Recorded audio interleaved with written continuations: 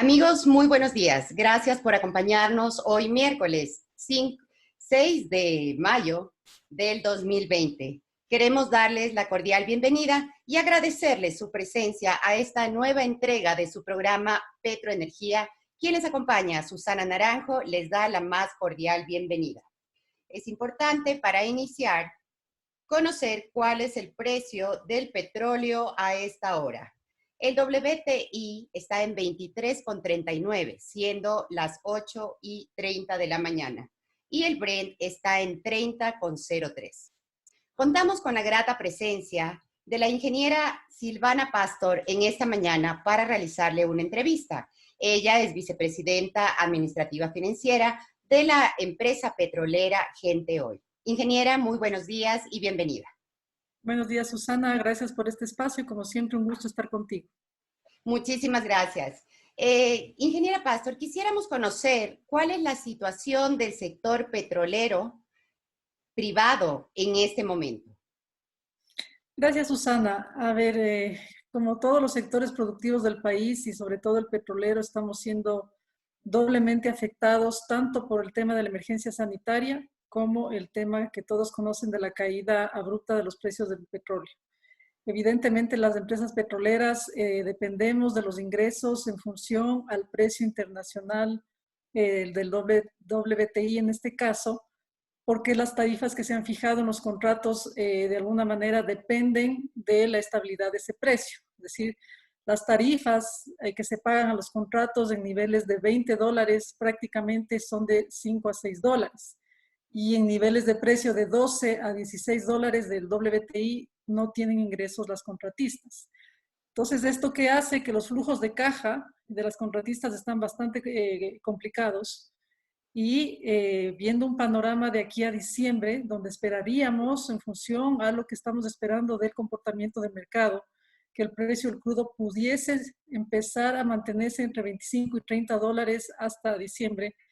Esto al menos nos permitiría de alguna manera cubrir nuestros costos de operación que oscilan entre 18 dólares más o menos del costo de producción. Hay que recordar que no porque estén cerrados los campos en este momento o los pozos significa que los costos fijos de operación no se siguen incurriendo. Entonces, uno de los pedidos que hacemos a las entidades gubernamentales, al ministerio, es que de alguna manera se pueda alivianar el flujo de caja temporalmente. No se está pidiendo que nos condonen ningún tipo de obligación, pero temporalmente para poder mantener operación hasta que la situación un poco se aliviane. Un tema importante mencionar, Susana, es que las compañías petroleras privadas, de los 540,000 barriles diarios que se producen al día, o se producían hasta antes del inicio de la crisis, aportamos con 108,000, 110,000 barriles, es decir, no llegamos ni al 20%, pero aportamos en inversiones y costos con más de 2,000 millones al Estado. ¿Por qué? Porque las compañías privadas son las que ponen los costos y las inversiones, del Estado no. Eso Ingeniera es Pastor, algo que hay que mirar. disculpe, ¿cuántas empresas privadas trabajan actualmente en el sector petrolero, en lo que Hoy es por hoy, extracción? hay que dividir lo que somos las operadoras petroleras, que son las que tenemos los contratos, ¿no es cierto?, de servicios con tarifa. Ahí estaríamos como 12 compañías. De las petroleras de servicios, estamos ahí hablando de Schlumberger, Halliburton, que también tienen campos, pero tienen contratos de servicios que son un poco distintos. Correcto. Se comenta que posiblemente Petroamazonas entre en un cambio de contratos que tiene con ciertas empresas. ¿En qué afectaría esto? A ver, estamos analizando no solamente Petroamazonas, sino también las empresas petroleras, la posibilidad de tener una mayor flexibilidad en los contratos. ¿Esto por qué? Porque dependiendo del tipo de contrato, ¿no es cierto? Y dependiendo de la situación de precios del mercado, hay contratos, por ejemplo, como el de tarifa que tenemos nosotros, que evidentemente le traslada toda la presión financiera y toda la obligación financiera a las compañías operadoras. En este caso, ellas ponen, todos los riesgos asociados a la extracción, más los costos, los gastos, y cuando cae el precio del crudo, las que asumen la caída del precio son las petroleras privadas. ¿Qué sucede con esto? Que evidentemente no le da ningún tipo de beneficio a la inversión. Entonces, eso afecta al contrato. El otro tipo de contrato, que es el de servicios, ahí lo que se negocia es un porcentaje que pondría la compañía de inversión y cuánto aportaría en cuanto a costos también la compañía privada. Entonces, ahí como que hay un equilibrio dependiendo de la situación. Como te decía al inicio de la entrevista, los contratos no son buenos ni malos. Los contratos, dependiendo de la situación coyuntural de precios, a veces son más beneficiosos para el Estado o no, pero en el contexto general todos los contratos están hechos para que el Estado siempre al menos tenga el 75% de los beneficios.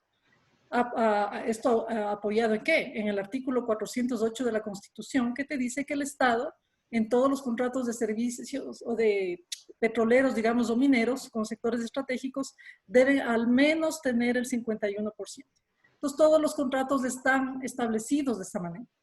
Que evidentemente lo que se busca es que en la relación contractual haya un incentivo de inversiones, que haya un incentivo para que los inversionistas traigan sus inversiones al país, evidentemente. Entonces, en este momento, una de las posibilidades sería cambiarse de contratos de servicios a contratos de participación. Eso es una alternativa que las compañías están analizando porque ahí comparten un poco el riesgo con el Estado y adicionalmente, uno de los beneficios que da ese contrato es que pueden utilizar las reservas como un colateral financiero para financiar sus operaciones. Eso es un beneficio porque en el momento actual los contratos con tarifa no tienen potestad sobre las reservas. Entonces no tenemos cómo usar como colateral. Ese es uno de los análisis que se están haciendo. Con la apertura ya del SOTE, ¿cuáles han sido las actividades que han llevado ya las petroleras en este momento? Esta es una importante pregunta, Susana, porque, a ver, el hecho que SOTE ya inició el día sábado, no todavía ha dado la apertura para que las privadas empecemos a operar. ¿Por qué? Porque ellos tienen primero que estabilizar los niveles de producción. Esto tiene una serie de aristas técnicas en los cuales tienen que nivelar los tanques donde estaban el crudo almacenado, tienen que evacuar esos tanques, tienen que empezar a prender los pozos de una manera paulatina, porque los pozos tienen una serie de aristas técnicas donde hay que evaluar la presión de los pozos, cómo van a reaccionar. Entonces nosotros aspiramos a que más o menos entre miércoles, jueves de la próxima semana hasta sábado entremos paulatinamente las operadoras privadas a reiniciar la producción. Nosotros también tenemos que empezar a ver cómo van a reaccionar los pozos. Han pasado apagados más de 30 días, lo cual es riesgoso para los pozos. Entonces tenemos que ir analizando cómo va el comportamiento. Y tendríamos ya la apertura, según anuncios del OCP, en los próximos días, ¿verdad? También tendríamos ya este oleoducto. En el caso de los oleoductos es importante diferenciar, ¿no es cierto? El SOTE es el oleoducto más congestionado, es el que transporta la mayor cantidad de crudo, 32,000 barriles diarios más o menos de crudo liviano. El OCP, en cambio, es el oleoducto que está administrado por empresas privadas, en su mayoría, y transporta crudo pesado. Entonces, las compañías que estamos atadas al SOTE, empezaríamos la próxima semana, más o menos, hasta sábado, y las compañías que están atadas al OCP, una vez que el OCP ya reinicie las operaciones.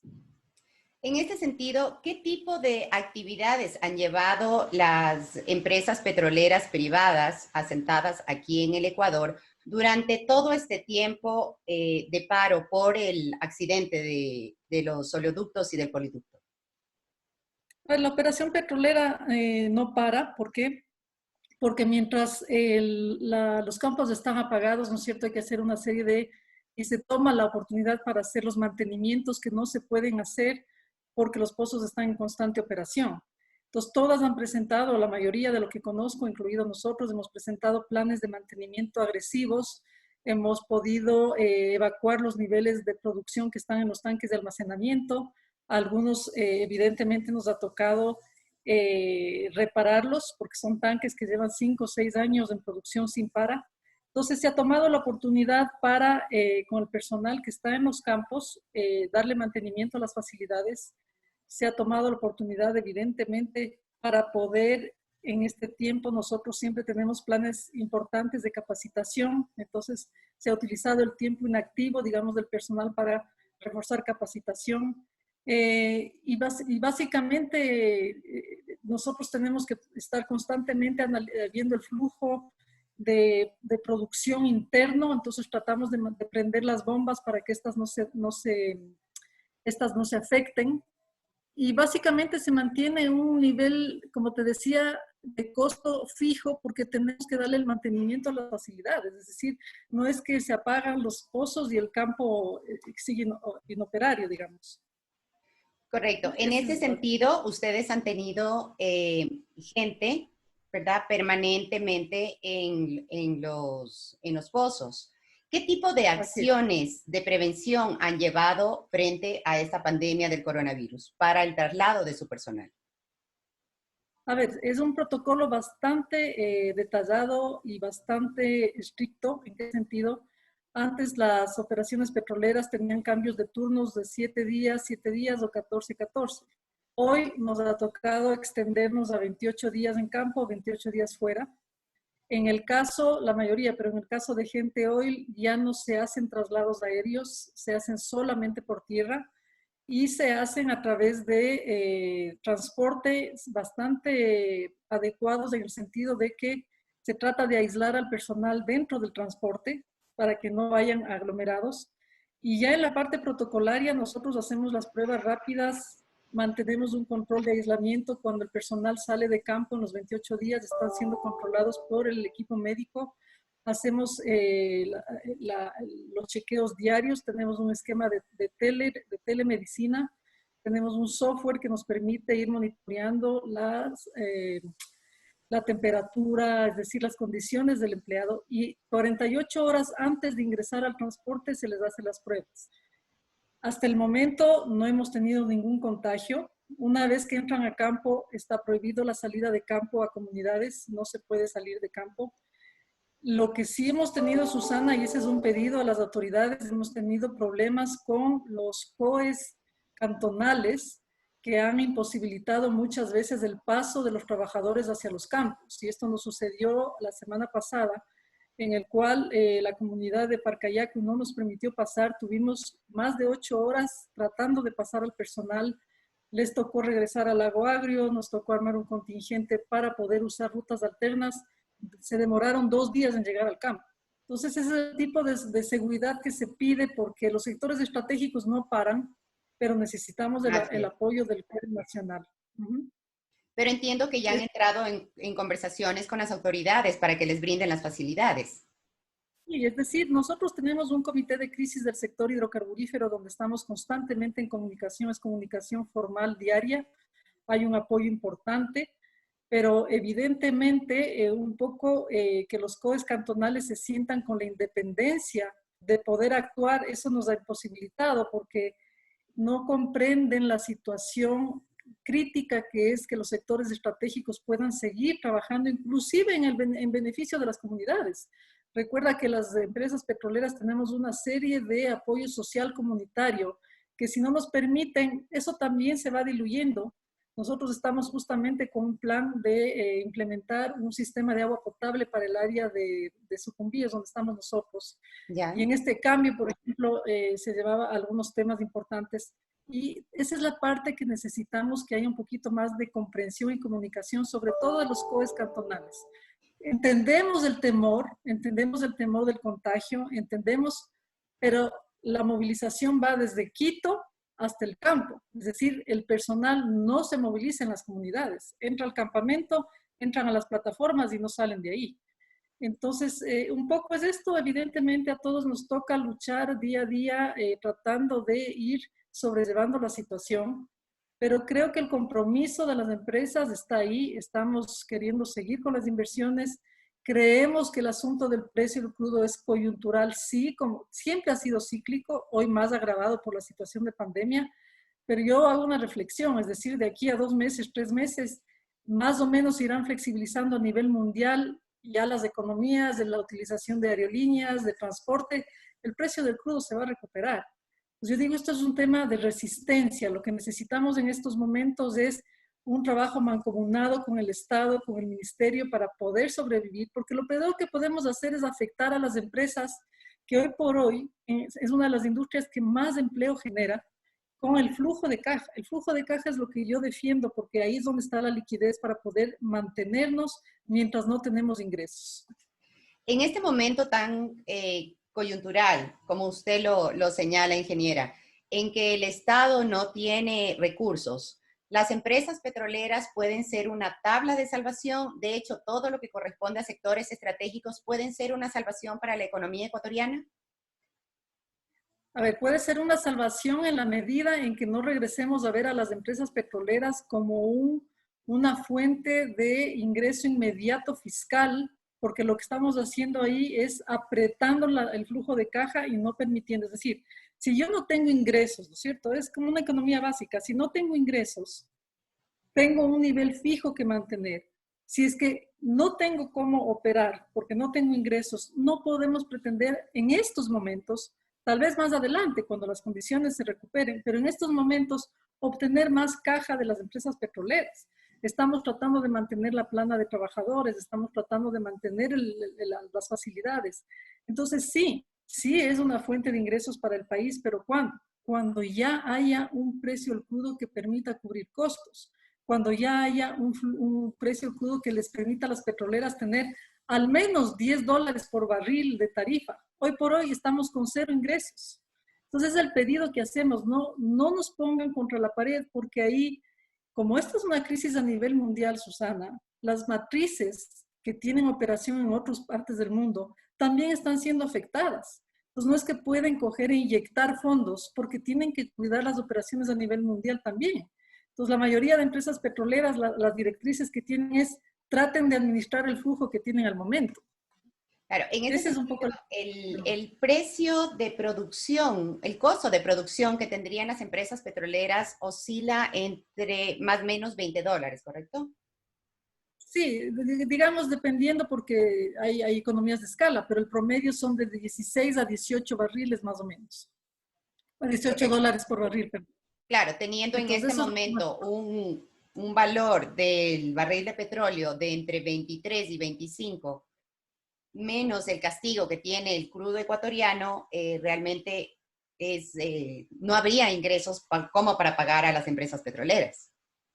claro, y recuerda que del precio ecuatoriano, ¿no es cierto?, que le reduces de 4 a 5 dólares, digamos que estuviésemos en 25, el precio del Ecuador sería 20, el Estado retiene el 25% del precio más los costos de comercialización y los apoyos comunitarios. Estás reduciendo de eso más o menos entre el 30 al 32%.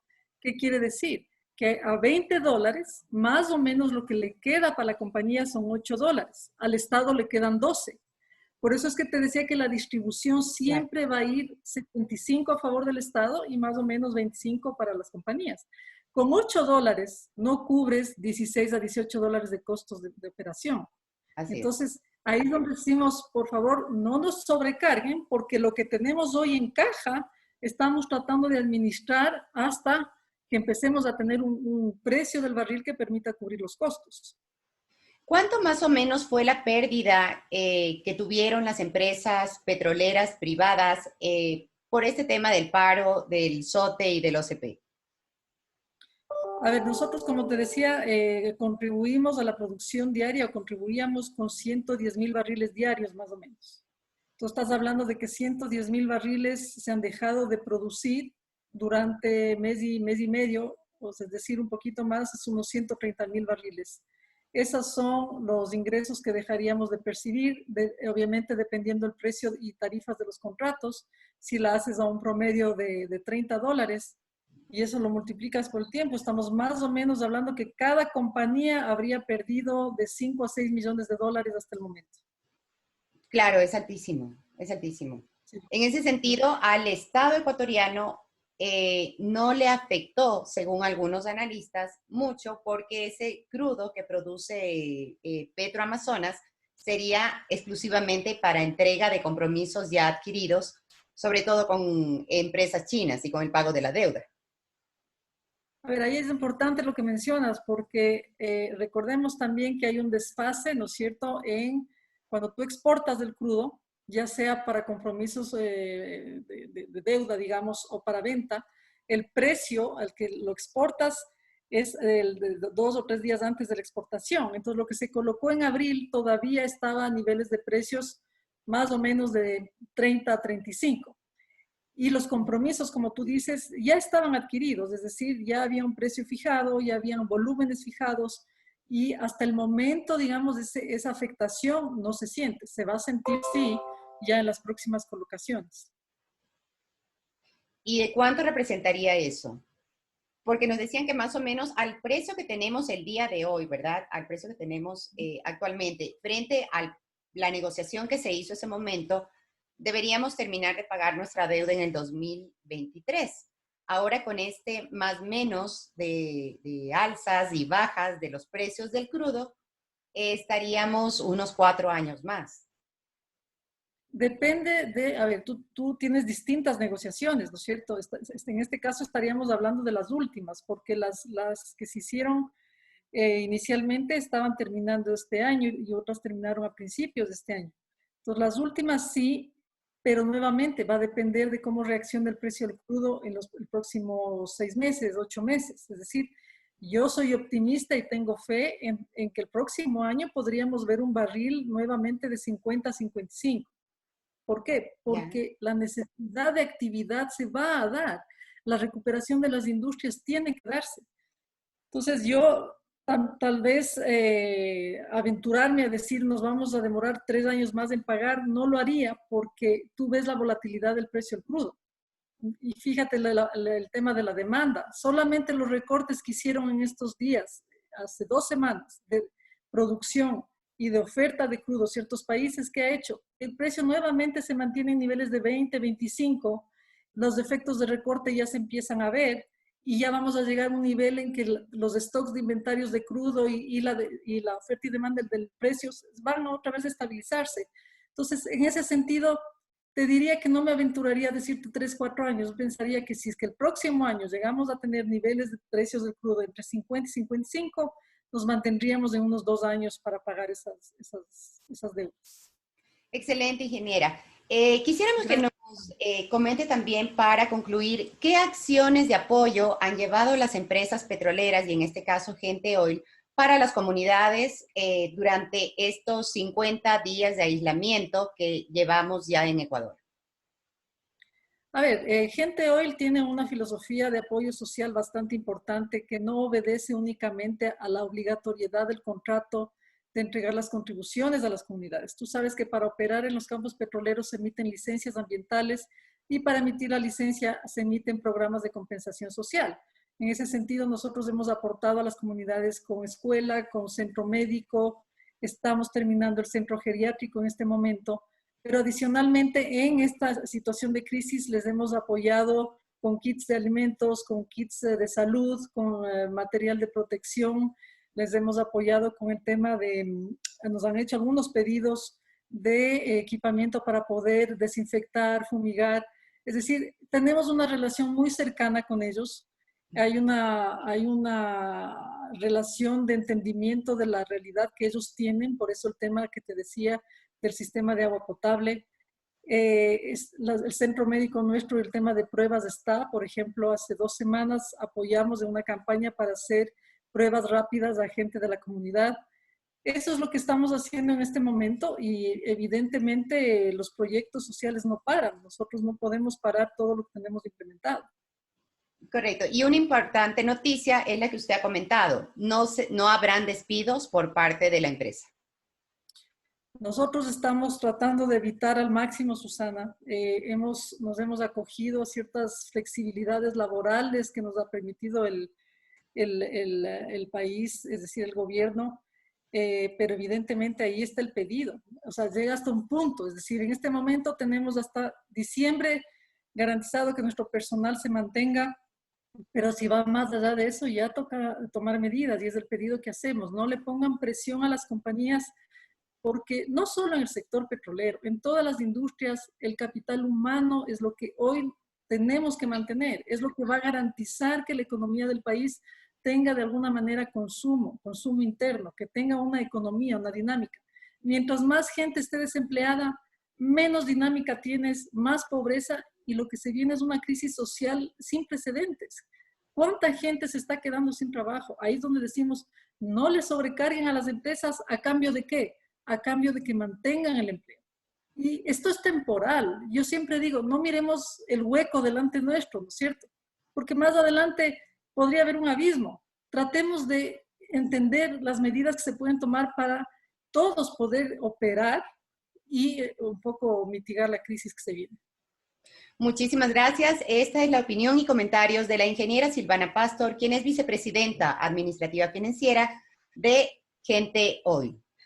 Ya Gracias. hoy, que estamos 6 de mayo, les agradecemos por seguirnos y les recordamos que en nuestras redes sociales estamos en Facebook, en Instagram, estamos en LinkedIn y pueden revisar esta entrevista a través de Facebook y en nuestra página web www.petroenergia.info. Muchísimas gracias y un excelente día. Gracias, Susana. Un lindo día. Muchas gracias.